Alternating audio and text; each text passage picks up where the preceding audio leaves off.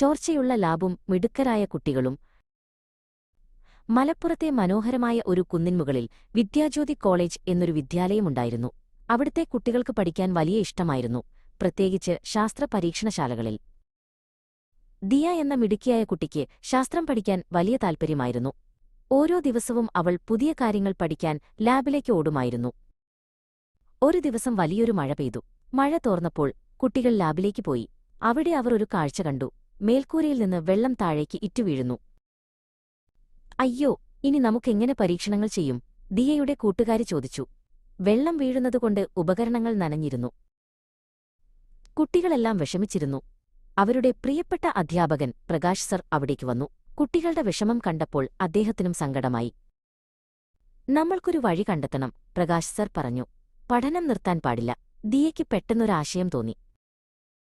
നമുക്ക് വലിയ പ്ലാസ്റ്റിക് ഷീറ്റുകൾ ഉപയോഗിച്ച് ചോർച്ചയുള്ള ഭാഗങ്ങൾ താൽക്കാലികമായി മൂടിയാലോ? ദിയ ചോദിച്ചു. പ്രകാശ് സറിന് ആ ആശയം ഇഷ്ടപ്പെട്ടു.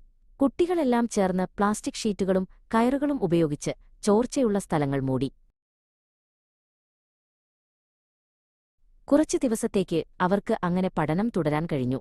വെള്ളം വീഴുന്നത് തടഞ്ഞതുകൊണ്ട് ഉപകരണങ്ങൾ സുരക്ഷിതമായി.